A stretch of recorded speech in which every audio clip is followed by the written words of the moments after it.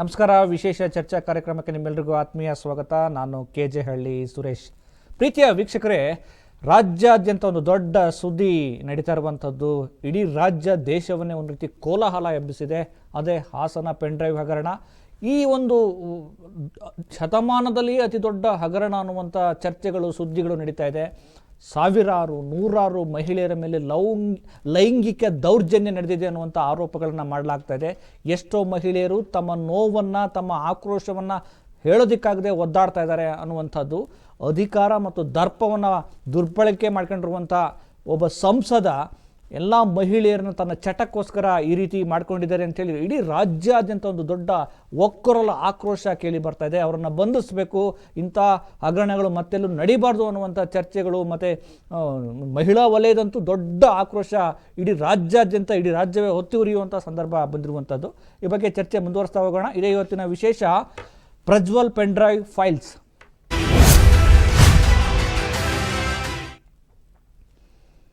ಚರ್ಚೆನ ಮುಂದುವರಿಸ್ತಾ ಹೋಗೋಣ. ನಮ್ಮ ಸ್ಟುಡಿಯೋಗೆ ಅತಿಥಿಗಳು ಕೂಡ ಬಂದಿದ್ದಾರೆ, ಅವ್ರನ್ನ ಪರಿಚಯಿಸ್ತೀನಿ. ಅದಕ್ಕೂ ಮುಂಚೆ ಈ ಒಂದು ಪ್ರಜ್ವಲ್ ಪೆನ್ ಡ್ರೈವ್ ಫೈಲ್ಸ್ ಬಗ್ಗೆ ಮಹಿಳಾ ವಲಯ ಮತ್ತು ಕಾಂಗ್ರೆಸ್ನ ಮಹಿಳಾ ಕಾರ್ಯಕರ್ತರು ಯಾವ ರೀತಿ ತಮ್ಮ ಆಕ್ರೋಶವನ್ನು ಹೊರಹಾಕಿದ್ದಾರೆ, ಅವರ ಆಕ್ರೋಶದ ಕಟ್ಟೆ ಯಾವ ರೀತಿ ಹೊಡೆದಿದೆ ಅನ್ನೋದನ್ನು ನೋಡ್ಕೊಂಬರೋಣ.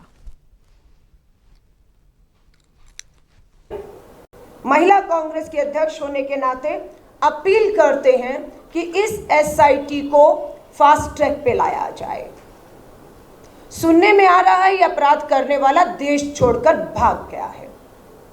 केंद्र में बैठी भाजपा सरकार का रिकॉर्ड रहा है, चाहे वो आर्थिक अपराधी हो, इकोनॉमिक अपराधी हो, या किसी भी अपराधी को देश छोड़कर भाग जाने में मदद करने में केंद्र की भाजपा सरकार का हमेशा हाथ रहा है। कि सरकार और विदेश मंत्री को पत्र लिखे, ये हमारा सुझाव है कि मुख्यमंत्री जी विदेश मंत्री को तुरंत पत्र लिखिए कि वो जर्मनी की सरकार को लिखे और तुरंत इस अपराधी को पकड़कर देश वापस भेजने में हमारी मदद करें। 60 ವರ್ಷ ಮನೆ ಕೆಲಸ ಮಾಡೋರು ಒಬ್ಬರನ್ನ ಕೂಡ ಬಿಟ್ಟಿಲ್ಲ, ಒಬ್ಬರನ್ನ ಬಿಟ್ಟಿಲ್ಲ. ಅವ್ನು ಮುಂದೆ ಹುಡುಗಿಯರು ಹೋಗಕ್ ಭಯ ಪಡುವಂತ ಒಂದು ಪರಿಸ್ಥಿತಿಯನ್ನ ಈ ಕರ್ನಾಟಕದಲ್ಲಿ ನಿರ್ಮಾಣ ಮಾಡಿದ್ದಾನೆ. ಪ್ರಜ್ವಲ್ ರೇವಣ್ಣ, ನೀನು ಫ್ರಾಂಕ್ಫರ್ಟ್ ಅಲ್ಲಾದ್ರೂ ಕುತ್ಕೋ, ನೀನು ಅಮೆರಿಕದಲ್ಲಾದ್ರೂ ಕುತ್ಕೋ, ಕರ್ನಾಟಕದಲ್ಲಿರುವಂತ ಸಿದ್ದರಾಮಯ್ಯನವರ ಸರ್ಕಾರ, DK ಶಿವಕುಮಾರ್ ಅವರ ಸರ್ಕಾರ, ರಾಹುಲ್ ಗಾಂಧಿ ಅವರ ಸರ್ಕಾರ ನಿನ್ನನ್ನ ಬಿಡಲ್ಲ, ನಿನ್ನನ್ನ ಬಿಡಲ್ಲ. ಕರ್ನಾಟಕದ ಮಹಿಳೆಯರಿಗೆ ಆಗಿರುವ ಅನ್ಯಾಯವನ್ನು ನಾವು ಎತ್ತಿ ಕೇಳ್ತೀವಿ ಅಂತ ಹೇಳ್ತೀನಿ. ಕೊನೆಯದಾಗ್ತಾನೆ ಹೇಳ್ತೀನಿ, ಕೇಳ್ರಿ, ಕೊನೆಯದಾಗ್ತಾನೆ ಹೇಳ್ತೀನಿ. ಇವತ್ತು ಇದು ಶುರುವಾದ, ಎಲ್ಲಿ ತನಕ ಪ್ರಜ್ವಲ್ ರೇವಣ್ಣನ ಹಿಡಿದು ಜೈಲಲ್ಲಿ 20, 30, 40 ವರ್ಷ ಹಾಕಲ್ವೋ ಅಲ್ಲಿ ತನಕ ನಮ್ಮ ಹೋರಾಟ ಬಿಡಲ್ಲ. ಹುಬ್ಳಿ ಧಾರವಾಡದ ಎಲ್ಲ ನನ್ನ ನಾಯಕರು ನಿಮ್ಮ ಮನೆಯಲ್ಲಾಗಿದ್ರೆ ನೀವು ಸುಮ್ಮನೆ ಇರ್ತಾ ಇದ್ರ? ನಿಮ್ಮ ಮನೆಯಲ್ಲಾಗಿದ್ರೆ ನೀವು ಸುಮ್ಮನೆ ಇರ್ತಾ ಇದ್ರ? ಕರ್ನಾಟಕದ ನಾಯಕರು, ಕರ್ನಾಟಕದ ಜನತೆ ನಿಮ್ಮ ಮನೆಯಲ್ಲಾಗಿದ್ರೆ ಸುಮ್ಮನೆ ಇರ್ತಾ ಇದ್ರ? ಪೂಜೆ ಮಾಡೋ ಅವಶ್ಯಕತೆ ಇಲ್ಲ. ನಮಗೆ ಗೌರವ ಬೇಕು, ನಮಗೆ ಸುರಕ್ಷತೆ ಬೇಕು. ಈಗ ಸನ್ಮಾನ್ಯ ಪ್ರಧಾನಮಂತ್ರಿಯವರು ಬೇಟಿ ಬಚಾವ್ ಅಂತ ಒಂದು ಅಭಿಯಾನ ಪ್ರಾರಂಭ ಮಾಡಿದ್ರು. 10 ವರ್ಷ ಆಯಿತು ಅವರ ಸರ್ಕಾರ.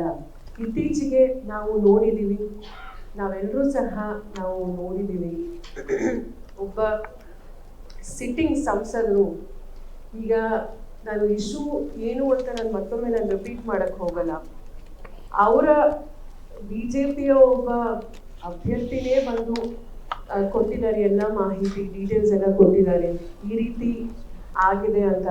ಅವರ ಮಾಜಿ ಒಬ್ಬ ಶಾಸಕರೇ ಸಹ ಈ ರೀತಿ ಎಲ್ಲ ಇದನ್ನ ಶೇರ್ ಮಾಡಿದ್ದಾರೆ. ಅವರಿಗೂ ಸಹ BJPಯ ಎಲ್ಲ ಹಿರಿಯರಿಗೂ ಮತ್ತೆ ವಿಶೇಷವಾಗಿ ಅಮಿತ್ ಶಾ ಅವರಿಗೆ ಮತ್ತೆ ಮೋದಿ ಸರ್ ಅವರಿಗೂ ಸಹ ಇದ್ರ ಬಗ್ಗೆ, ಮತ್ತೆ ವಿಜೇಂದ್ರ ಅವರಿಗೂ ಸಹ ಈ ಮಾಹಿತಿ ಎಲ್ಲ ಇತ್ತು.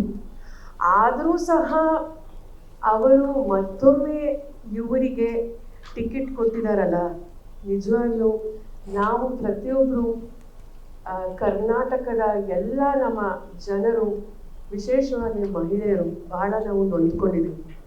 ಯಾಕಂದರೆ ಈಗ ನಾವು ಏನು ಪ್ರಶ್ನೆ ಮಾಡಬೇಕು ಅಂತಿದ್ದೀವಿ ಅಂದರೆ, ಭಾರತೀಯ ಜನತಾ ಪಾರ್ಟಿ ಇಡೀ ದೇಶದಲ್ಲಿ ಏನೇನಾಗ್ತಿದೆ ಅಂತ ನಾವು ನೋಡ್ಕೊಂಡು ಬರ್ತಾ ಇದ್ದೀವಿ. ಇಷ್ಟನೇ ಮೇಡಮ್ ಅವರು ಮಾತಾಡಿದ್ದಾರೆ, ನಾನು ರಿಪೀಟ್ ಮಾಡೋಕ್ಕೆ ಹೋಗಲ್ಲ. ನಾರಿ ಶಕ್ತಿ ಅಂತ ಹೇಳ್ತಾರೆ, ಮಹಿಳಾ ಸಮ್ಮಾನ್ ಅಂತ ಹೇಳ್ತಾರೆ, ಬೇಟಿ ಬಚಾವ್ ಅಂತ ಹೇಳ್ತಾರೆ.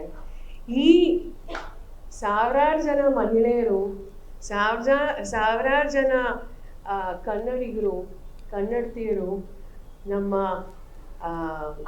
ನಮ್ಮ ಕರ್ನಾಟಕದ, ನಮ್ಮ ದೇಶದ ಹೆಣ್ಣುಮಕ್ಕಳಲ್ವಾ?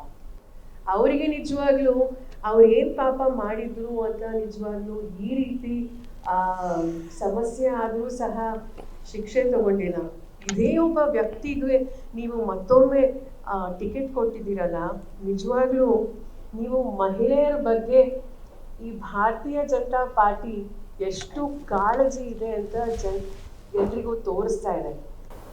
अब हम मुख्यमंत्री जी से महिला कांग्रेस के अध्यक्ष होने के नाते अपील करते हैं कि इस एसआईटी को फास्ट ट्रैक पे लाया जाए। सुनने में आ रहा है या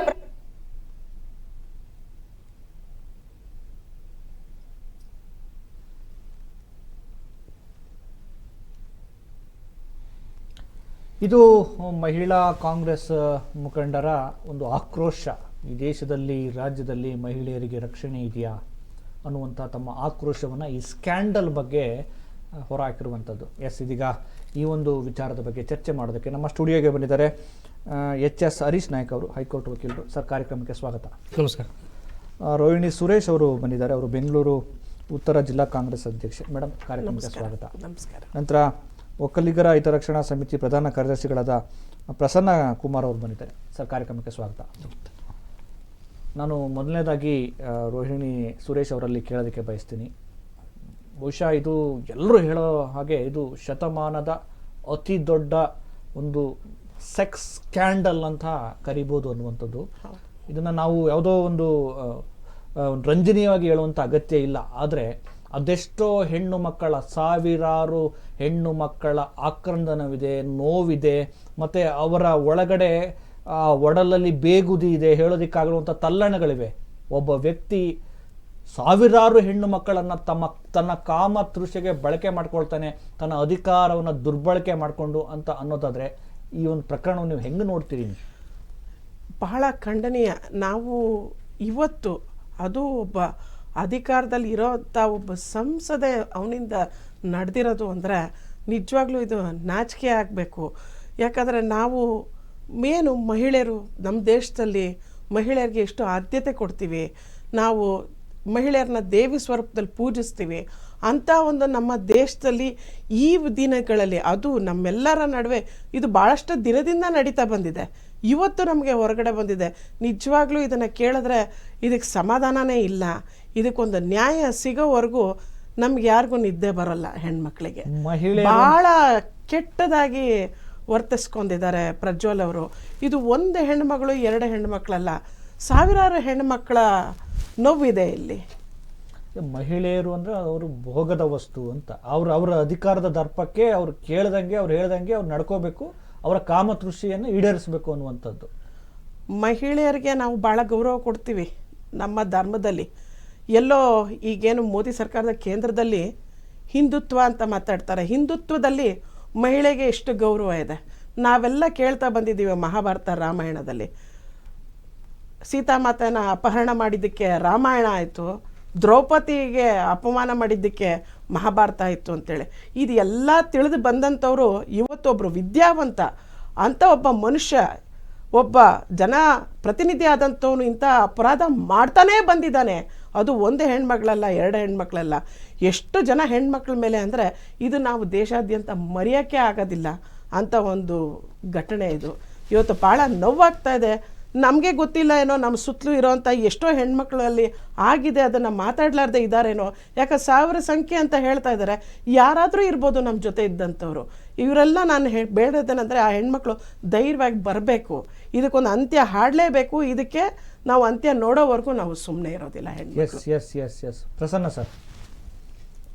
ನೀವೊಬ್ಬ ನಾಗರಿಕರಾಗಿ ಈ ಒಂದು ಹಗರಣವನ್ನು, ಒಂದು ಅತಿ ದೊಡ್ಡ ಲೈಂಗಿಕ ಹಗರಣವನ್ನು ನೀವು ಹೆಂಗೆ ನೋಡ್ತೀರಿ?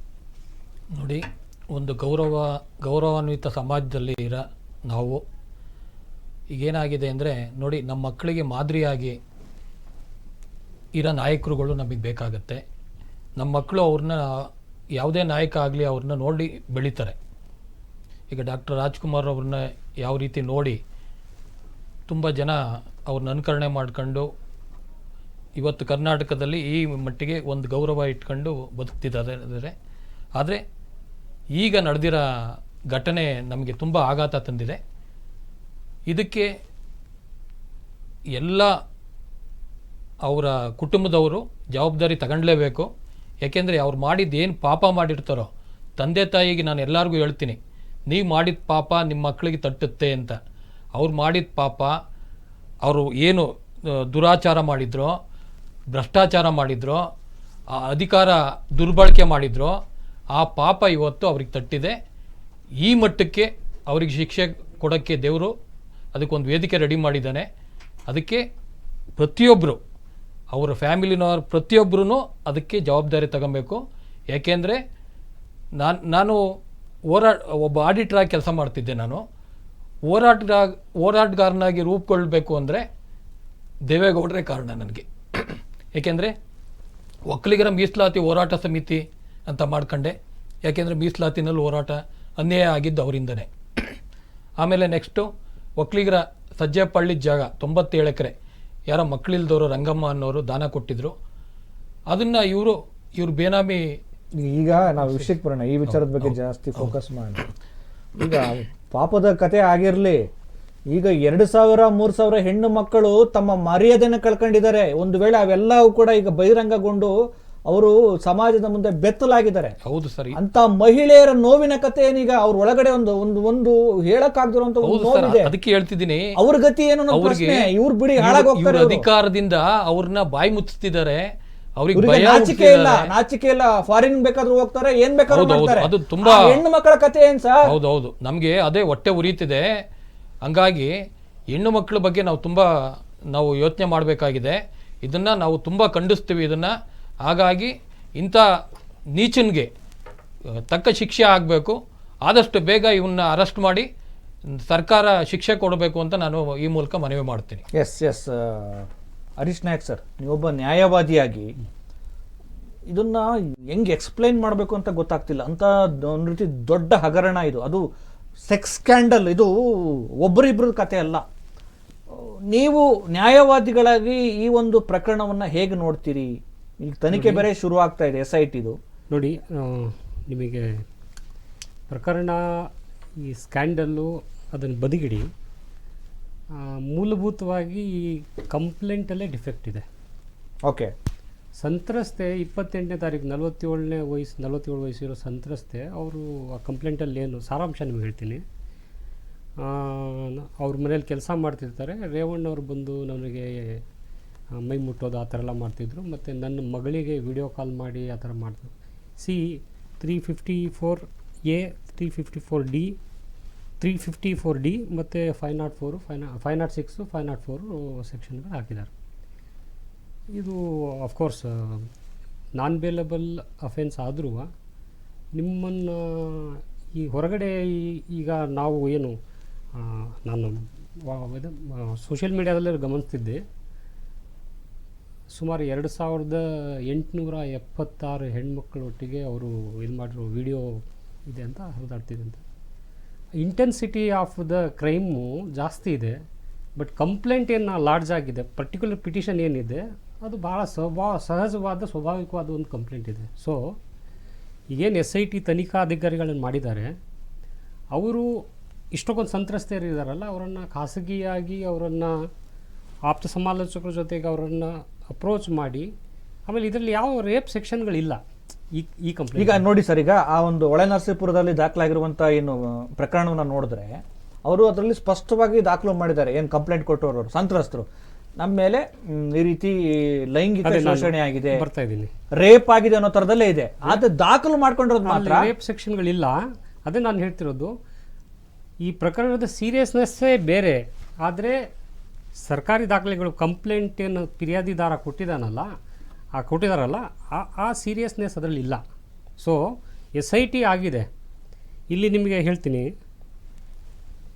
ಪೊಲೀಸ್ ಠಾಣೆಯಿಂದ ಹಿಡಿದು ಅಲ್ಲಿ SP ವರೆಗೂ ಈಗ ನಮ್ಮ ಮಹಿಳಾ ಆಯೋಗದ ಚೌಧರಿ ಮೇಡಮ್ ನಾಗಲಕ್ಷ್ಮಿ ಚೌಧರಿ ಅವ್ರ ಗಮನಕ್ಕೆ ಬಂದಾಗ ಅವರು ಅಲ್ಲಿ SPಗೆ ಹೇಳ್ತಾರೆ ಸುವೋ ಮೋಟೋ ಹಾಕ್ಕೊಳ್ಳಿ, ನೀವು ಕೇಸ್ ಫೈಲ್ ಮಾಡಿ ಅಂತ. ಆದರೆ ಅದು ಅವ್ರು ಮಾಡಲ್ಲ. ಅದಾದಮೇಲೆ ಇವರು CMಗೆ ಬರೀತಾರೆ, ಹೋಮ್ ಮಿನಿಸ್ಟ್ರು SIT ಮಾಡಿದ್ರು. ಅಲ್ಲಿ ದುರಂತ ಏನಂದರೆ ಆ ಊರಲ್ಲಿ ಇರೋ ಪೊಲೀಸ್ ಅಧಿಕಾರಿಗಳು ಇವರು ಶಿಫಾರಸ್ ಪತ್ರ ಇಲ್ದವರಿಲ್ಲ. ಹೊಳೆ ಮುನ್ಸಿಪಲ್ ಆ ಸ್ಟೇಷನಲ್ಲೇ ಕೆಲಸ ಮಾಡೋ ಪೊಲೀಸರು ಇನ್ಸ್ಪೆಕ್ಟರ್ಗಳು ಇವ್ರು ಶಿಫಾರಸ್ ಪತ್ರ ಇಲ್ದಲ್ಲೇ ಬಂದಿರೋರು ಇರಲ್ಲ.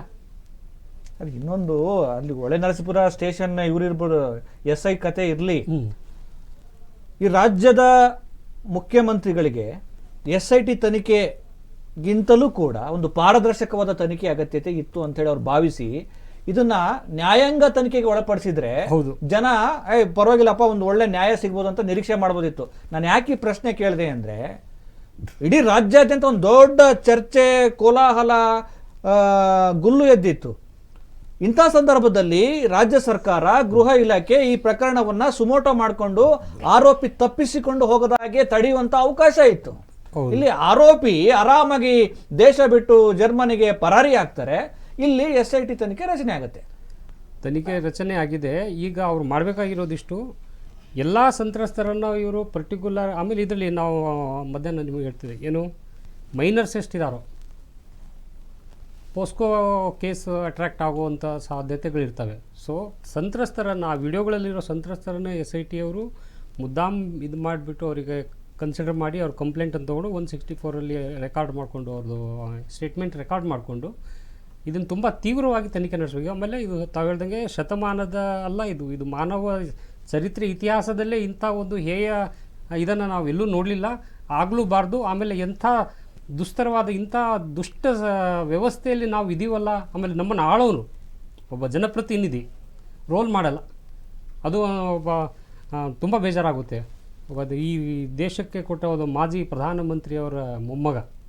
ಸೊ ಇವೆಲ್ಲ ಕನ್ಸಿಡರ್ ಮಾಡಿ ಈಗ ನಿಷ್ಪಕ್ಷಪಾತ ನಾವು ಈ ನೆಲದ ಕಾನೂನು ಎಷ್ಟು ಗಟ್ಟಿದೆ ಅಂತ ತೋರ್ಸೋಕ್ಕೆ SIT ಮೇಲೆ ಬರೋ ವಿಶ್ವಾಸ ಇಡೋಣ.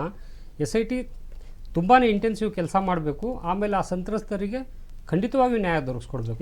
ಎಸ್ ಚರ್ಚೆ ಮುಂದುವರ್ಸೋಣ ಮೇಡಮ್. ಈಗ JDSನ ನಾಯಕರು, ಕೆಲ ನಾಯಕರು ಏನು ಆರೋಪ ಮಾಡ್ತಿದ್ದಾರೆ ಅಂದರೆ, ಕಾಂಗ್ರೆಸ್ ಇದನ್ನ ರಾಜಕೀಯ ಲಾಭ ಮಾಡ್ಕೊಳ್ಳೋದಕ್ಕೋಸ್ಕರ, ಇದು 3 ವರ್ಷದ ಹಿಂದೆನೇ ಇದು ಹಳೆ ಪ್ರಕರಣ, ಈಗ ಚುನಾವಣೆ ಸಂದರ್ಭದಲ್ಲಿ ತೆಗೆದುಕೊಂಡು ರಾಜಕೀಯ ಲಾಭಕ್ಕೋಸ್ಕರ ಈ ವಿಡಿಯೋನ ಬಿಟ್ಟಿದೆ ಅಂತ ಆರೋಪ. ಇಲ್ಲ, ನಾನು ನಮ್ಮ ಸ್ನೇಹಿತರು ಹೇಳಿದ್ರು ಇದನ್ನು ಮೊದಲೇ ಮಾಡ್ಬೋದಾಗಿತ್ತು ಅಂತೇಳಿ. ಅಟ್ಲೀಸ್ಟ್ ನಮ್ಮ ಸರ್ಕಾರ ಬಂದ ಮೇಲೆ ನಾವು ಮುಂದೆ ಆದರೂ ಬಂದು ಇದನ್ನು ಪ್ರಕರಣನ ಬಹಿರಂಗವಾಗಿ ಜನರ ಮಧ್ಯೆ ತರ್ತಾ ಇದ್ದೀವಿ ಅಂತ ಹೇಳಲಿಕ್ಕೆ ಹೆಮ್ಮೆ ಪಡ್ತೀನಿ. ನಾಗಲಕ್ಷ್ಮಿ ಚೌಧರಿ ಅವರು she has taken a better step. ಯಾಕಂದ್ರೆ ಅವರು ತಗೊಂಡಿದ್ಮೇಲೆ ಇಷ್ಟು ದಿನ ಜನರಿಗೆ ಗೊತ್ತೇ ಆಗಿರಲಿಲ್ಲ ಈ ವಿಚಾರ, ಗೊತ್ತಾಗಿಲ್ಲ. ಮೊನ್ನೆ ಕೂಡ ದೇವೇಗೌಡರು ಬರೆದಿದ್ದಾರೆ ಲೆಟ್ರು ಮೋದಿ ಅವರಿಗೆ, ವಿಡಿಯೋಗಳ ಮೇಲೆ ಸ್ಟೇ ತಂದಿದ್ದಾರೆ. ನಾವು ಏನೇ ಮಾಡಿದ್ರು ಒಂದು ಕಾನೂನ ಒಂದು ಕಟ್ಟಿನಲ್ಲಿ ಇದ್ದು ಮಾಡಬೇಕಾಗತ್ತೆ. ಸೊ ಹಾಗಾಗಿ ನಮಗೂ ಕೂಡ ಒಬ್ರು ಯಾರಾದ್ರೂ ಬಂದು FIR ಫೈಲ್ ಮಾಡಬೇಕು ಅಂತೇಳಿ ಕಾಯ್ತಾ ಮಾಡಿದ್ವಿ. ಯಾಕಂದರೆ ಅವರು ಇಂಥವ್ರಲ್ಲ, ಆರೋಪಿ ಅಧಿಕಾರದಲ್ಲಿರೋವಂಥವ್ರು, ಎಂಥವ್ರ ಮನೆ ಕುಟುಂಬ ಅದು. ಸೊ ಜನ ಹೆದರ್ತಾರೆ, ಯಾರಾದರೂ ಒಬ್ರು ಬರಬೇಕಲ್ಲ ಹೊರಗಡೆ. ಬಂದಾಗ ಈಗ ನಾವು ಎಲ್ಲರೂ ಎಚ್ಚರಿಸ್ಕೊಂಡಿದ್ದೀವಿ. ಕಾಂಗ್ರೆಸ್ ಪಕ್ಷದ ಏನು ನಮ್ಮ ಸರ್ಕಾರ ಇದನ್ನು ತಗೊಂಡಿದೆ, ಇವತ್ತು SITಗೆ ಒಪ್ಪಿಸಿದ್ದಾರೆ, ಇನ್ನು ಮುಂದೆ ಹೆಚ್ಚಿನ ಕ್ರಮವನ್ನು ತಗೊಳ್ತಾರೆ ಅಂತೇಳಿ ನನಗೆ ಬರುತ್ತೆ. ಈಗ ನೋಡಿ, ಮಹಿಳಾ ಆಯೋಗ ನಿಮ್ಮ ಸರ್ಕಾರದ ಒಂದು ಭಾಗ ಅಲ್ವಾ? ಈ ತರದ ಈ ಪ್ರಕರಣ ಬೆಳಕಿಗೆ ಬಂದ ನಂತರ ಎಲ್ಲ ಕಡೆ ಚರ್ಚೆ ಆಗ್ತಾ ಇತ್ತು. ಈ ಚುನಾವಣೆ ಸಂದರ್ಭದಲ್ಲಿ ಈ ರೀತಿ ವಿಡಿಯೋಗಳು ಹರಿದಾಡ್ತಿದೆ ಅಂತೇಳಿ ಸುದ್ದಿ ಆಗ್ತಾ ಇತ್ತು. ಮಹಿಳಾ ಆಯೋಗ ಯಾರೋ ಒಬ್ರು ದೂರು ಕೊಡ್ಲಿ ಅಂತೇಳಿ ಕಾಯೋದಕ್ಕಿಂತ ಮುಂಚೆ ಸ್ವಯಂ ಪ್ರೇರಿತವಾಗಿ ದೂರನ್ನ ದಾಖಲಿಸ್ಕೊಂಡು ಬೇಗ ತನಿಖೆ ನಡೆಸಿ ಅಂತ ಕೊಡ್ಬೋದಿತ್ತಲ್ಲ. ಯಾರೊಬ್ರು ದೂರು ಕೊಡ್ಲಿ ಅಂತ ಕಾಯುವಷ್ಟು ನಾವೆಲ್ಲರೂ ಒಂದು ಕಾನೂನಿನ ಕಟ್ಟುನಿಟ್ಟಲ್ಲಿದ್ದೀವಿ. We have to follow the constitution of India. ಈಗ ಮಹಿಳಾ ಆಯೋಗಕ್ಕೂ ಕೂಡ ಒಂದು ಅಧಿಕಾರ ಇರುತ್ತೆ. ಈ ತರದೊಂದು ಘಟನೆಗಳು ಆಗ್ತಿದಾವಪ್ಪ, ಇದು ಯಾರು ಪರವಾಗೂ ಮಾಡ್ಬೇಕಾಗಿಲ್ಲ. ಯಾಕಂದ್ರೆ ಮಹಿಳಾ ಆಯೋಗ ಮಹಿಳೆಯರ ಮೇಲೆ, ಅದರಲ್ಲೂ ಸಾವಿರಾರು ಮಹಿಳೆಯರ ಮೇಲೆ ಲೈಂಗಿಕ ದೌರ್ಜನ್ಯ ಹಗರಣ ನಡೆದಿದೆ ಅಂತ ಅಂದಾಗ ಅದು ಸಾಮಾನ್ಯ ವಿಚಾರ ಅಲ್ಲ. ಆ ವಿಚಾರವನ್ನ ಗಂಭೀರವಾಗಿ ಪರಿಗಣಿಸಬಹುದಿತ್ತಲ್ಲ ಸರ್ಕಾರ ಬೇಗ ಅಂತ. ಎಲ್ಲ ಒಂದ್ ಕಡೆ ಎಲ್ಲ ಒಂದಿದ್ದಾರೆ, ಬಹಳಷ್ಟು ತಡವಾಗಿಲ್ಲ ಸರ್, ಮಾಡಿರೋದಕ್ಕೆ ನಾವು ಹೆಮ್ಮೆ ಪಡಬೇಕು. ನಾಗಲಕ್ಷ್ಮಿ ಅವರು ಏನು ಮಾಡಿದ್ದಾರೆ, ಸರ್ಕಾರಕ್ಕೇನು ಒಪ್ಪಿಸಿದ್ದಾರೆ ಅದನ್ನು. ಯಾಕಂದರೆ ಏಕಾಏಕಿ ಒಬ್ಬರೇ ಅದನ್ನು ನಿರ್ಧಾರ ತಗೊಳ್ಳಿಕ್ಕೂ ಬರಲ್ಲ. ಕಾನೂನು ನಿಟ್ಟಿನಲ್ಲಿ ನೀವು ಹೇಳಿದ್ರಿ ಮಹಿಳಾ ಆಯೋಗ ಸರ್ಕಾರದ ಒಂದು ಅಂಗವಾಗಿದೆ ಅಂತೇಳಿ. ಹೌದು, ಹಾಗಾಗಿ ಕಾನೂನು ನಿಟ್ಟಿನಲ್ಲಿ ಒಂದು ಕರೆಕ್ಟಾಗಿ ಪ್ರೂಫನ್ನು ತಗೊಂಡು ಇದನ್ನು ನೋಡಿ ಪರಿಶೀಲನೆ ಮಾಡಿ ಮಾಡಬೇಕು ಅಂತೇಳಿ ತಗೊಂಡಿದ್ದಾರೆ. ಈಗ ತಾನೇ ಮೋದಿ ಅವರು ಒಂದು ಹೇಳಿದ್ರು ಸ್ಟೇಟ್ಮೆಂಟು, ನಮ್ಮ ಸ್ಟ್ರೈಕ್ ನಡೆದ್ಮೇಲೆ ವಿಡಿಯೋ ಫೇಕ್ ಅಂತೇಳಿ. ನಾಳೆ ಈ ಥರ ಪ್ರಶ್ನೆಗಳು ಬರ್ತಾವಲ್ಲ, ಒಬ್ಬ ಪ್ರಧಾನ ಮಂತ್ರಿ ಹೇಳ್ತಾ ಇದ್ದಾರೆ ಈ ವಿಡಿಯೋ ಫೇಕ್ ಅಂತೇಳಿ, ಅವ್ರು ಇನ್ನೂ ಅದರದ್ದು ತನಿಖೆ ಆಗೇ ಇಲ್ಲ ವಿಡಿಯೋದು, ಆಗಲೇ ಅವರು ಹೀಗೆ ಹೇಳ್ತಾ ಇದ್ದಾರೆ ಅಂದರೆ ಇನ್ನು ಜನರ ಇನ್ನು ಯಾವ ಥರ ಮಾತಾಡ್ಬೋದಾಗಿತ್ತು. ಅದಕ್ಕೆ ನಾವು ಕಾಯ್ದು ಕಾನೂನುಬದ್ಧವಾಗಿ ಈಚೆ ಬಂದಿರೋದು. ಇನ್ನು ಈ ಒಂದು ಪ್ರಕರಣದಲ್ಲಿ ಸಿಲುಕಿಕೊಂಡಿರುವಂಥ ಮಹಿಳೆಯರು, ನಾವು ಯಾರು ಕೂಡ ಇಂಥ ಸಂದರ್ಭದಲ್ಲಿ ಅವ್ರಿಗೊಂದು ಮಾನಸಿಕವಾದ ಸ್ಥೈರ್ಯವನ್ನು ಕೊಡುವಂಥ ಕೆಲಸವನ್ನು ಮಾಡಬೇಕಾಗಿದೆ. ಒಂದಿಬ್ಬರು ಮಹಿಳೆಯರು ಸೂಸೈಡ್ಗೆ ಪ್ರಯತ್ನ ಪಟ್ಟರು ಅನ್ನುವಂಥ ಸುದ್ದಿಗಳು ಬರ್ತಾ ಇದೆ. ಈ ಸಂದರ್ಭದಲ್ಲಿ ಯಾರು ಅನಿವಾರ್ಯತೆಗೋ ಅಥವಾ ದಬ್ಬಾಳಿಕೆಯ ಸಂದರ್ಭಕ್ಕೋ ಇನ್ಯಾವುದೋ ಇವರ ಪ್ರಭಾವಕ್ಕೋ ಇವರ ಒಳಸುಳಿಗೋ ಸಿಲುಕಿ ಆ ಒಂದು ಹಗರಣದಲ್ಲಿ ಸುಳಿಯಲಿದ್ದಾರೆ. ಅಂಥ ಮಹಿಳೆಯರು, ಅಂಥ ಯುವತಿಯರು, ಅವ್ರಿಗೊಂದು ನೈತಿಕ ಶಕ್ತಿಯನ್ನು ಕೊಡಬೇಕಾಗಿದೆ. ನೈತಿಕ ಶಕ್ತಿನ ಹೆಂಗೆ ಕೊಡಬೇಕು? ತನಿಖೆ ಮಾಡುವಂಥವ್ರು ಯಾರು ಮತ್ತು ಅದರ ಪರ ವಕಾಲತ್ತು ವಹಿಸುವಂಥವ್ರು ಯಾರು ಅನ್ನೋದು ಬಹಳ ಮುಖ್ಯ ಆಗುತ್ತೆ. ಒಂದು ಸಮಾಜವನ್ನು ಫೇಸ್ ಮಾಡಬೇಕಾಗತ್ತೆ. ಯಾರಿಗೂ ಕೂಡ ತಮ್ಮ ಮರ್ಯಾದೆಯನ್ನು ಕಳ್ಕೊಬೇಕು ಅನ್ನೋದು ಇಷ್ಟ ಇರಲ್ಲ. ಅಲ್ಲಿ ಏನೋ ಇರುತ್ತೆ, ಏನೋ ಅನಿವಾರ್ಯತೆಗಳು, ಒತ್ತಡ ಇರುತ್ತೆ, ಇನ್ಯಾವುದೋ ಒಳಸಂಚಿಗೆ ಅಥವಾ ಇವರ ರಾಜಕಾರಣದ ಒಂದು ದರ್ಪಕ್ಕೆ ಅವ್ರು ಬಲಿಯಾಗಿರ್ತಾರೆ. ಅಂಥ ಮಹಿಳೆಯರಿಗೆ ನೀವೊಬ್ಬ ಮಹಿಳೆಯಾಗಿ, ಕಾಂಗ್ರೆಸ್ ಪಕ್ಷದ ಒಂದು ಮುಖಂಡೆಯಾಗಿ ಏನು ಹೇಳಕ್ಕೆ ಬಯಸ್ತೀರಿ? ಯಾಕಂದರೆ ಇವ್ರು ಬಿಡಿ, ಈ ಭ್ರಷ್ಟ ರಾಜಕಾರಣಿಗಳು, ಈ ನೀಚ ರಾಜಕಾರಣಿಗಳು ಹೇಗೆ ಬೇಕಾಗಿ ತಪ್ಪಿಸ್ಕೊಳಕ್ಕೆ ಪ್ರಯತ್ನ ಪಡ್ತಾರೆ. ಆದರೆ ನಾವು ಅವರ ಪರವಾಗಿ ನಿಲ್ಲಬೇಕಾಗಿದೆ, ಅವರ ಮರ್ಯಾದೆಯನ್ನು ಉಳಿಸ್ಬೇಕಾಗಿದೆ, ಜೊತೆಗೆ ಅವರ ಜೀವವನ್ನು ಉಳಿಸ್ಬೇಕಾಗಿದೆ. ಅವ್ರಿಗೇನು ಹೇಳ್ತೀರಿ ಸರ್? ಈಗ ಆ ಏನು ನೊಂದಿರೋಂಥ ಹೆಣ್ಮಕ್ಳ ಜೊತೆ ನಾವು ಸಾವಿರಾರು ಜನ ಹೆಣ್ಮಕ್ಳು ನಿಂತಿದ್ದೀವಿ. ಕಾಂಗ್ರೆಸ್ ಪಕ್ಷದ ಹೆಣ್ಮಕ್ಳು ಇವತ್ತು ಬೆಳಗ್ಗೆ ಆಲ್ಕಲಾಂಬ ಅವರು ರಾಷ್ಟ್ರೀಯ ಅಧ್ಯಕ್ಷರು ಬಂದಿದ್ದಾರೆ. ಎಲ್ಲ ನಮ್ಮ ದೇಶದಲ್ಲಿರೋಂಥ ಮಹಿಳಾ ಕಾಂಗ್ರೆಸ್ ಆ ಹೆಣ್ಮಕ್ಳ ಪರವಾಗಿ ನಾವು ನಿಂತಿದ್ದೀವಿ. ಅವರ ಸುರಕ್ಷೆಗೂ ಕೂಡ ನಾವು ನಿಂತಿದ್ದೀವಿ, ಅವ್ರ ಜೊತೆ ಮಾತಾಡಲಿಕ್ಕೂ ನಿಂತಿದ್ದೀವಿ. ಅದಕ್ಕೆ ಧೈರ್ಯವಾಗಿ ಬಂದು ತಾವೇನು ಗುಪ್ತವಾಗಿ ಕೂಡ ಕಂಪ್ಲೇಂಟನ್ನು ಕೊಡಿ ಅಂತೇಳಿ ನಾವು ಅವ್ರಿಗೆ ಮನವಿ ಮಾಡಿದ್ದೀವಿ ತಮ್ಮ ಮೀಡಿಯಾ ಮುಖಾಂತರ. ಧೈರ್ಯವಾಗಿ ಹೆಣ್ಮಕ್ಳು ಬರಲಿ, ನಾವು ಅವ್ರ ಜೊತೆ ಇರ್ತೀವಿ, ಅವ್ರಿಗೆ ಸಮಾಧಾನ ಹೇಳ್ತೀವಿ. ನಾವು ಅವ್ರ ಜೊತೆ ಅವ್ರಿಗೆ ಆಗಿರೋ ಅನ್ಯಾಯಕ್ಕೆ ನಾವು ಹೋರಾಟ ಮಾಡೇ ಮಾಡ್ತೀವಿ, ನ್ಯಾಯ ಸಿಗೋವರೆಗೂ ನಾವು ಬಿಡೋದಿಲ್ಲ ಅಂತೇಳಿ. ಪ್ರಸನ್ನ ಸರ್, ಈಗ ರಾಜಕಾರಣಿಗಳು ಅಂದರೆ ಇವಾಗ ಒಂದು ರೀತಿ ಕೊಳಚೆ ಗುಂಡಿಗಳಾಗ್ಬಿಟ್ಟಿದ್ದಾರೆ ಅವರು. ನೀವು ಹೇಳ್ತಾ ಇದ್ರಿ ನಾವು ರಾಜಕಾರಣವನ್ನು ನೋಡಿಕೊಂಡು ಒಳ್ಳೆಯ ರಾಜಕಾರಣಿಗಳು ನೋಡ್ಕೊಂಡು ಇವತ್ತು ಒಳ್ಳೆಯ ರಾಜಕಾರಣಿಗಳು ಅಂತ ಹುಡುಕಿದ್ರೆ ನಾವು ದುರ್ಬೀನ್ ಹಾಕಿ ಹುಡುಕಬೇಕಾಗತ್ತೆ. ಒಬ್ಬ ಸಂಸದ ಸ್ಥಾನದಲ್ಲಿರುವಂಥ ಒಬ್ಬ ವ್ಯಕ್ತಿ, ಈ ದೇಶದ ಜವಾಬ್ದಾರಿಯುತ ಸ್ಥಾನದಲ್ಲಿರುವಂಥ ಒಬ್ಬ ಸಂಸದ ತನ್ನ ಅಧಿಕಾರವನ್ನು ದುರ್ಬಳಕೆ ಮಾಡಿಕೊಂಡು ಹೆಗ್ಗಿಲ್ಲದೆ ಈ ರೀತಿ ಅನಾಚಾರಗಳನ್ನು, ಈ ರೀತಿ ಲೈಂಗಿಕ ದಬ್ಬಾಳಿಕೆಯನ್ನು ನಡೆಸ್ತಾನೆ ಅಂತ ಅನ್ನೋದೇ ಆದರೆ ಅವರ ಕುಟುಂಬದವ್ರಿಗೆ ಒಂದು ಪ್ರಜ್ಞೆ ಇರಲಿಲ್ವಾ? ಒಂದು ವಿಡಿಯೋ ನೋಡ್ತಾ ಇದ್ವಿ, ಆ ಕುಟುಂಬದ ಒಬ್ಬ ಮಹಿಳೆ ಏನೋ ಒಂದು ಕಾರು ಯಾರೋ ಒಬ್ಬ ಬಡವ ಬಂದು ಗುದ್ದಿದ ಅಂದ ತಕ್ಷಣ ಏನು ನಂದು ಕೋಟಿ ಕಾರು ಗುದ್ದಿಬಿಟ್ಟ ಹಾಗೆ ಹೇಗೆ ಅಂತೇಳಿ ಅಶ್ಲೀಲ ಪದಗಳನ್ನೆಲ್ಲ ಬಳಸಿದ್ದು ಇಡೀ ರಾಜ್ಯದಂತ ಒಂದು ದೊಡ್ಡ ಸುದ್ದಿ ಆಯಿತು. ತನ್ನ ಮಗ ಈ ರೀತಿ ಅಲ್ಕ ಕೆಲಸ ಮಾಡ್ತಾ ಇದ್ದಾನೆ ಅಂತೇಳಿ ಅವ್ರಿಗೆ ಗೊತ್ತಿರಲಿಲ್ವಾ? ಆಮೇಲೆ ಈ ಒಂದು ಪಕ್ಷದ ಚಿಹ್ನೆ ಮಹಿಳೆಯರ ಮೇಲೆ ಈ ರೀತಿ ಆಗ್ತಾ ಇದೆಯಲ್ಲ ಅಂತ ಅದನ್ನ ಕನಿಷ್ಠ ಒಂದು ನೈತಿಕವಾಗಿ ಖಂಡಿಸೋ ಶಕ್ತಿ ಇವ್ರಿಗಿಲ್ಲ ಅಂತಂದ್ರೆ ಹೇಗೆ ಜನ ಸ್ವೀಕಾರ ಮಾಡಬೇಕು?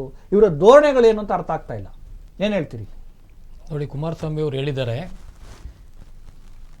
BJP ಜೊತೆ ಅಲಯನ್ಸ್ ಮಾಡಿದಾಗ ಪ್ರಜ್ವಲ್ ರೇವಣ್ಣಂಗೆ ಸೀಟ್ ಕೊಡೋ ವಿಷಯದಲ್ಲಿ ಅವ್ರು BJPನವ್ರು ಬೇಡ ಅಂತ ಹೇಳಿದ್ರಂತೆ. ಹಿಂಗಾಗಿದೆ, ಹುಷಾರಾಗಿರ್ರಿ, ಬೇಡ, ಇದೇನೋ ಪ್ರಾಬ್ಲಮ್ ಇದೆ ಇಲ್ಲಿ ಅಂತ. ಅದಕ್ಕೆ ದೇವೇಗೌಡರು ಇಲ್ಲ ಪರವಾಗಿಲ್ಲ ನಡೆಯುತ್ತೆ ಕೊಡಿ, ಮ್ಯಾನೇಜ್ ಮಾಡ್ತೀವಿ, ನಾವು ಗೆದ್ಕೊಂಬರ್ತೀವಿ ಅಂತ ಹೇಳಿದ್ರಂತೆ. JDS ಅವರು ಕೂಡ ಹೇಳಿದ್ದಾರೆ. ಇದನ್ನ ಕುಮಾರಸ್ವಾಮಿ ಅವರು ಈಗ ಹೇಳಿರೋದು ಸ್ಟೇಟ್ಮೆಂಟ್, ಅದನ್ನ ನಾನು ಕೋಟ್ ಮಾಡ್ತಾ ಇದ್ದೀನಿ. ಹಂಗಾಗಿ ಮಕ್ಕಳಿಗೆ ನೋಡಿ, ಫಸ್ಟು ನನಗಿಬ್ಬರು ಗಂಡು ಮಕ್ಕಳು, ನಾವು ಅವ್ರನ್ನ ಮಾದರಿಯಾಗಿ ಬೆಳೆಸೋದು ನಮ್ಮ ಕರ್ತವ್ಯ ಇರುತ್ತೆ. ಅವ್ನು ಕೇಳ್ದಂಗೆಲ್ಲ ದುಡ್ಡು ಕೊಟ್ಕೊಂಡು ಕೇಳ್ದಂಗೆಲ್ಲ ನಾವು ಅವನ್ನ ಒಂದು ಜವಾಬ್ದಾರಿ ತಗೊಂಡಲೆ ಬಿಟ್ಟರೆ ದುಡ್ಡು ಬೇಜಾನ್ ಸಿಗಂಗೆ ಮಾಡಿದಾಗ ಮಕ್ಕಳು ಹಾಳಾಗ್ತಾರೆ. ಹಂಗಾಗಿ ಇವನಿಗೆ ಫಿಲಮ್ ಫೀಲ್ಡು ಟಚ್ ಇದೆ, ಹಂಗಾಗಿ ಅದ್ರ ಮೂಲಕನೂ ಒಂದಷ್ಟು ಇವನ ಮೇಲೆ ಆಪಾದನೆಗಳಿದೆ. ಹಂಗಾಗಿ ಇವೆಲ್ಲ ಕೆಲಸ ಮಾಡಿದ್ದಾನೆ ಅಂದರೆ ಎಷ್ಟು ಟೈಮ್ ತಗೊಂಡಿದ್ದಾನೆ ನೋಡಿ, ಎಷ್ಟು ವರ್ಷದಿಂದ ಮಾಡಿರ್ಬೋದು, ಅಷ್ಟೇನು 1 ವರ್ಷ 2 ವರ್ಷದಲ್ಲ ಆಗಿರೋ ಕೆಲಸ ಅಲ್ಲ ಇದು. ಹಂಗಾಗಿ ಇದು ಎಲ್ಲರ ಗಮನಕ್ಕೂ ಬಂದಿರುತ್ತೆ, ಅದರಲ್ಲೂ ನಮ್ಮ ಪೊಲೀಸ್ ಗಮನಕ್ಕೂ ಬಂದಿರುತ್ತೆ.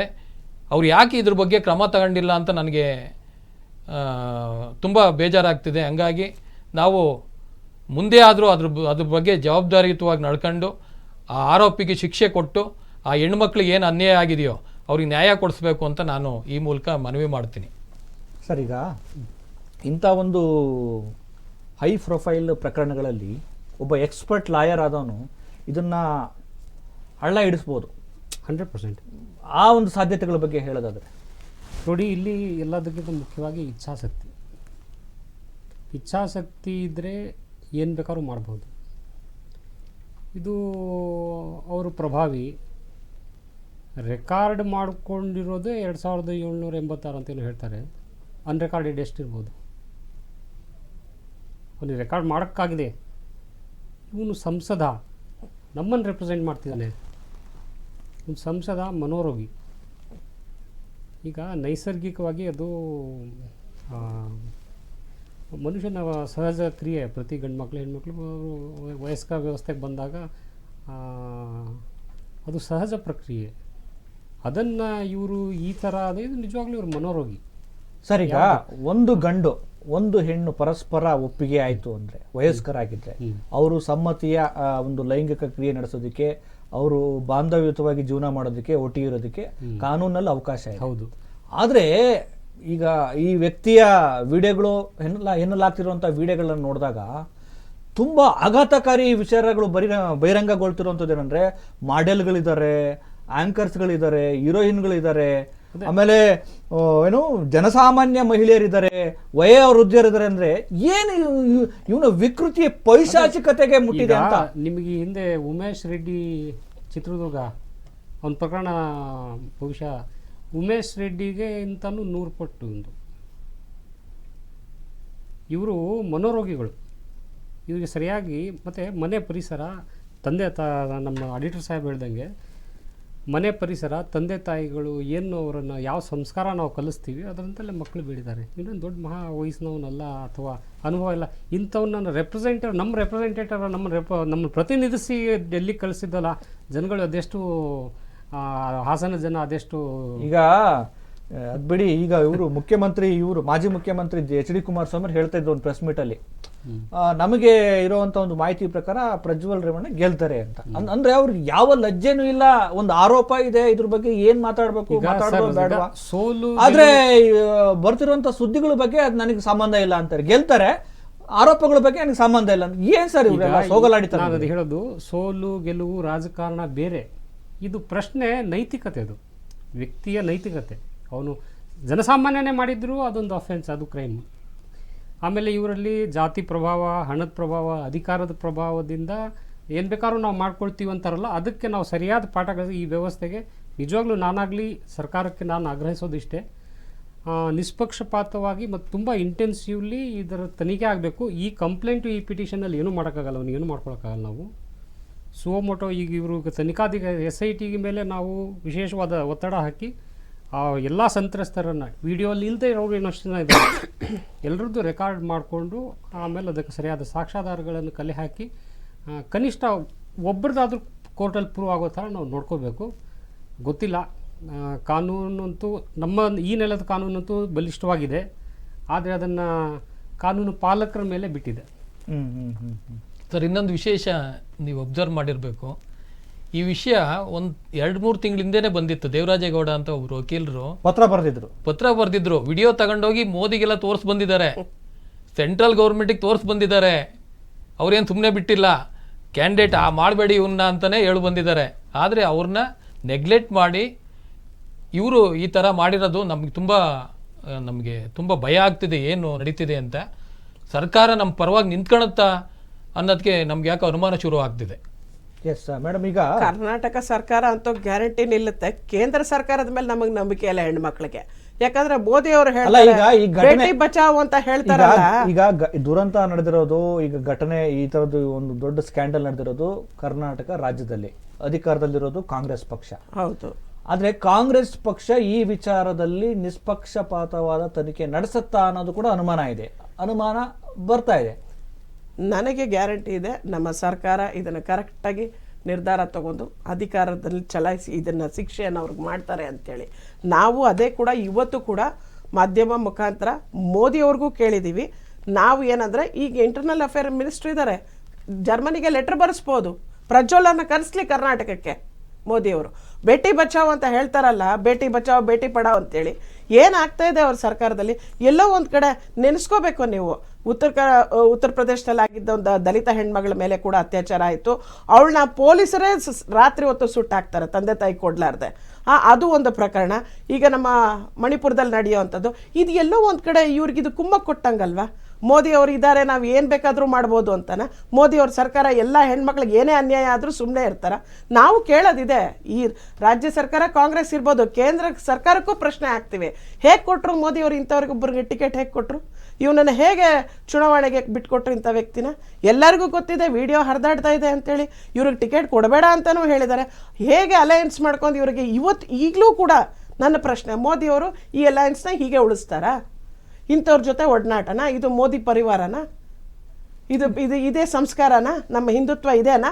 ಈಗ ಬಿಜೆಪಿ ನಾಯಕರು ಆರೋಪ ಮಾಡ್ತಿದ್ದಾರೆ, ರಾಜ್ಯದಲ್ಲಿ ಇಂಥದ್ದೊಂದು ದೊಡ್ಡ ಲೈಂಗಿಕ ಹಗರಣ ನಡೀತಿದೆಯಲ್ಲ, ಯಾಕೆ ಇಂಟೆಲಿಜೆನ್ಸ್ ಏನ್ ಮಾಡ್ತಾ ಇದೆ, ಮತ್ತೆ ಕಾನೂನು ಸುವ್ಯವಸ್ಥೆ ಗತಿ ಏನು, ಇದೆಲ್ಲ ಆಗದ ಕಣ್ಮುಚ್ಕೊಂಡು ಸುಮ್ಮನೆ ಕಣ್ಮುಚ್ಚಿಲ್ಲ ಸರ್. ಮೊದಲೇ ಅಲ್ಲ ಮೇಡಮ್, ಚುನಾವಣೆಗೂ ಮುಂಚೆ ಈ ವಿಚಾರ ಎಲ್ಲ ಕಡೆ ಸೌಂಡ್ ಆಗಿತ್ತು. ಯಾಕೆ ಒಂದು ಜವಾಬ್ದಾರಿಯುತವಾದಂತ ಒಂದು ಸರ್ಕಾರ ಇಂಥದ್ದೊಂದು ಮಹಿಳೆಯರ ಅದು ಸಾವಿರಾರು ಮಹಿಳೆಯರ ಮೇಲೆ ಇಂಥದ್ದೊಂದು ದೌರ್ಜನ್ಯ ನಡೀತಾ ಇದೆ ಅಂತ ಹೇಳಿ ಇಂಟೆಲಿಜೆನ್ಸ್ಗೆ ಮಾಹಿತಿ ಇರಲಿಲ್ವಾ ಸರ್? ಮಾಹಿತಿ ಇದ್ರೂ ಅನ್ಯಾಯ ಆದಂತವ್ರು ಒಬ್ರು ಬಂದು ಕಾನೂನಿಗೆ ನಿಲ್ಬೇಕಲ್ವಾ?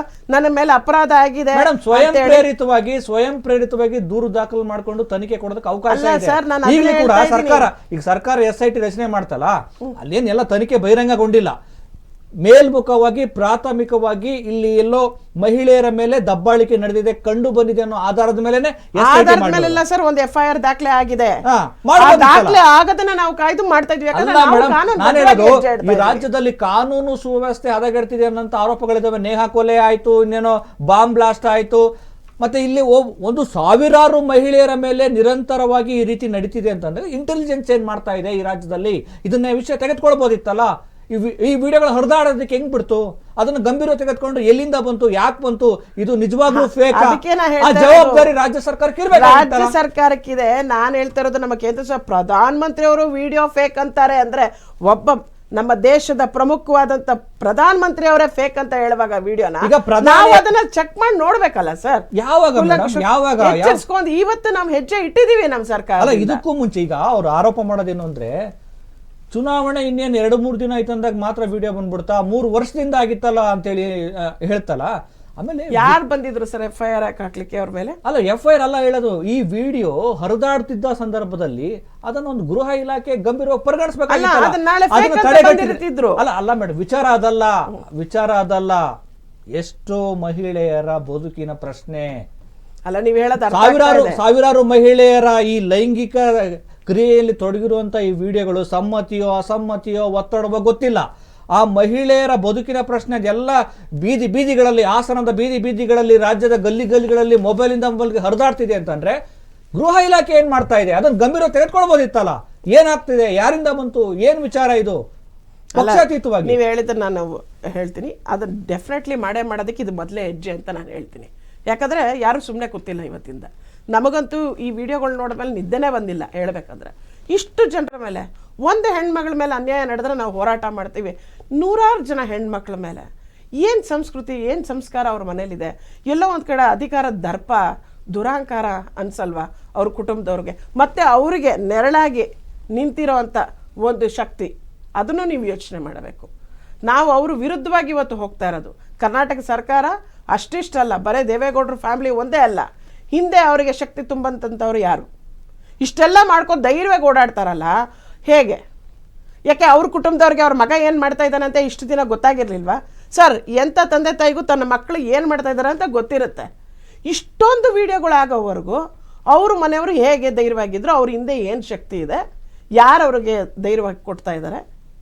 ಎಸ್ ಸರ್, ಈಗ ಒಬ್ಬ ಜನಸಾಮಾನ್ಯ ಏನಾದರೂ ಇಂಥ ತಪ್ಪುಗಳು ಮಾಡಿದರೆ ಅವನ್ನ ಹಂಗೆ ಆ ಕ್ಷಣದಲ್ಲೇ ಬಂಧಿಸಿ ಏನೆಲ್ಲ ಶಿಕ್ಷೆ ಕೊಡಬೇಕು, ಏನೆಲ್ಲ ಮಾಡಬೇಕು ಅಂತೇಳಿ ಭಾಳ ಬೇಗ ತ್ವರಿತಗತಿಯಲ್ಲಿ. ಆದರೆ ಇಲ್ಲಿ ಆರೋಪಿ ಒಬ್ಬ ಸಂಸದ, ಆಮೇಲೆ ಪ್ರತಿಷ್ಠಿತ ಕುಟುಂಬಕ್ಕೆ ಸೇರಿದವನು. ಹೌದು, ಮುಖ್ಯಮಂತ್ರಿಗಳು, ಮಾಜಿ ಮುಖ್ಯಮಂತ್ರಿಗಳು, ಮಾಜಿ ಪ್ರಧಾನಿಗಳ ಕುಟುಂಬಕ್ಕೆ ಸೇರಿದಂಥ ವ್ಯಕ್ತಿ. ಅಂದರೆ ಇಲ್ಲಿ ಜನಸಾಮಾನ್ಯನಿಗೊಂದು ಕಾನೂನು, ಉಳ್ಳವರಿಗೊಂದೊಂದು ಒಂದು ಕಾನೂನು ಅನ್ನುವಂಥದ್ದು. ಹೀಗಾದಾಗ ಎಲ್ಲಿ ನ್ಯಾಯ ಸಿಗುತ್ತೆ? ಈಗ ಮಹಿಳೆಯರಿಗೆ, ಈಗ ಆಯ್ತಪ್ಪ, ಆ ಪ್ರಕರಣದಲ್ಲಿ ಎಷ್ಟೋ ಮಹಿಳೆಯರಿಗೆ ಹೇಳ್ಕೊಳಕ್ಕಾಗಲ್ಲ, ಅನ್ಯಾಯ ಆಗಿದೆ, ದೌರ್ಜನ್ಯಕ್ಕೊಳಗಾಗಿದ್ದಾರೆ. ಅಂಥ ಮಹಿಳೆಯರನ್ನ ನಿಜಕ್ಕೂ ಹೊರಗಡೆ ಕರೆತಂದು ದಾಖಲು ಮಾಡ್ಕೊಳ್ತಾರ? ಅಥವಾ ಈಗ ನೀವು ಕೆಲವು ಅಂಶಗಳು, ಪ್ರಕರಣ ಹಳ್ಳ ಹಿಡಿಯೋದಕ್ಕೆ ಅಲ್ಲಿ ಅನೇಕ ಕಾರಣಗಳಿದ್ದಾವೆ. ಇದನ್ನು ಹೆಂಗೆ ನೋಡಬೇಕಾಗಿದೆ? ನಿಜವಾಗ್ಲೂ ನಿಷ್ಪಕ್ಷಪಾತವಾಗಿ ಪ್ರಾಮಾಣಿಕವಾಗಿ SIT ತನಿಖೆ ನಡೆಸೋದಾದರೆ ಹೆಂಗೆ ಮಾಡಿದ್ರೆ ಸರಿಯಾಗುತ್ತೆ? ನೋಡಿ, ನಾನು ಆಗಲೇ ಹೇಳಿದೆ, ಸರ್ಕಾರದ ಇಚ್ಛಾಶಕ್ತಿ ಮೇಲೆ ಇದು ನಿಂತಿದೆ. ಸರ್ಕಾರ, ತನಿಖಾಧಿಕಾರಿಗಳು ನಿಷ್ಪಕ್ಷಪಾತವಾಗಿ ಮಾಡಿದ್ದೇ ಆದಲ್ಲಿ ಖಂಡಿತವಾಗಿ ಇವರಿಗೆ ಶಿಕ್ಷೆ ಕೊಡಿಸ್ಬೋದು. ಒಂದು. ಎರಡನೇದು, ಉಳ್ಳವರಿಗೊಂದು ಕಾನೂನು, ಇಲ್ಲದಿರೋ ಆ ಥರ ಕಾನೂನಿನ ವ್ಯವಸ್ಥೆಯಲ್ಲಿ ಆ ಥರ ಇಲ್ಲ. ಆದರೆ ಕಾನೂನು ಪಾಲನೆ ಮಾಡೋದ್ರಲ್ಲಿ ಅವರ ಪ್ರಭಾವ ಆಗಿದೆ. ಅವರು ವಶೀಲಿಕರ ಪ್ರಭಾವ ಬಳಸ್ಕೊಂಡು ಅವರು ವಿದೇಶಕ್ಕೆ ಹಾರೋದ್ರು. ಆ ವ್ಯವಸ್ಥೆ ಜನಸಾಮಾನ್ಯವನಿಗೆ ಇಲ್ದಿದ್ದ ಅವನು ಇಲ್ಲೇ ಇರ್ತಿದ್ದ. ಹಾಗಂತೇಳಿ ನಮ್ಮ ದೇಶದ ಕಾನೂನು ಇಷ್ಟು ದುರ್ಬಲವಾಗೇನಿಲ್ಲ. ತನಿಖೆಗೆ ನಿಷ್ಪಕ್ಷಪಾತವಾಗಿ ಆಗಬೇಕು, ಯಾವ ಪ್ರಭಾವಕ್ಕೆ ಒಳಗಾಗ್ದಲೇ ಮಾಡಿದ್ರೆ ಖಂಡಿತ ಆಗುತ್ತೆ. ಆಮೇಲೆ ನಾನು ನೋಡಿದೆ SITಯಲ್ಲಿರೋ ಟೀಮ್ ಏನಿದೆ, ಆಫೀಸರ್ಸು, ಅವ್ರು ನೋಡಿದೆ, ದೇ ಆರ್ ಗುಡ್ ಎನಫ್. ಅವರಿಂದ ನನಗೆ ಸ್ವಲ್ಪ ಆಶಾವಾದ ಇದೆ. ಮೈಸೂರು SP ಒಬ್ಬರು ಇದ್ದಾರೆ ಮತ್ತು ಇನ್ನೊಬ್ಬರು lady, they are good enough, ಮಾಡ್ತಾರೆ ಅಂತ ನನಗೆ ಆಶಾಭಾವನೆ ಇದೆ. ಆಮೇಲೆ ಎವಾಲ್, ಈ ಹಿಂದೆ ಈ ಥರದ ಸ್ಕ್ಯಾಂಡಲ್ಗಳು, ಅವುಗಳು ಕೋರ್ಟ್ಗಳಲ್ಲಿ ಯಾವ್ಯಾವ ಥರ ನಡೆದಿದೆ ಅನ್ನೋದು ನಿಮಗೆ ಗೊತ್ತು, ಸಾಕ್ಷ್ಯಾಧಾರಗಳಿಲ್ದಲೆ. ಫಾರ್ ಎಕ್ಸಾಂಪಲ್ ರಮೇಶ್ ಜಾರಕಿಹೊಳಿ ಅವ್ರದ್ದು ಈ ಥರದ ಅವ್ರು ಈಸಿಯಾಗಿ ಹೇಳ್ಬಿಟ್ರು, ಅಲ್ಲಿರೋದು ನಾನಲ್ಲ, ಎಲ್ಲೋ ಅದನ್ನ ಸಾಕ್ಷ್ಯಾಧಾರ ಈಗ ಡೀಪ್ ಫೇಕ್ ಆಗಿದೆ, ತಿರುಚಲಾಗಿದೆ, ಏನೇನೋ ಆರಾಮಾಗಿ ಕೊಟ್ಟು ಈಗ ಎಲ್ಲೂ ಅವ್ರಿಗೆ ಶಿಕ್ಷೆನೂ ಆಗಲಿಲ್ಲ, ಏನೂ ಆಗಲಿಲ್ಲ. ಇಲ್ಲಿ ಈ ಪ್ರಕರಣದಲ್ಲಿ ನೋಡಿ, ಇದು ಕಂಪ್ಲೇಂಟೇ ಸ್ಟ್ರಾಂಗ್ ಇಲ್ಲ. ಕರೆಕ್ಟ್, ಕಂಪ್ಲೇಂಟ್ ಸ್ಟ್ರಾಂಗ್ ಇಲ್ಲ. ಎಸ್ ಚರ್ಚೆಯನ್ನು ಮುಂದುವರಿಸೋಣ ಸರ್. ಕಾರ್ಯಕ್ರಮದಲ್ಲಿ ಒಂದು ವಿರಾಮ.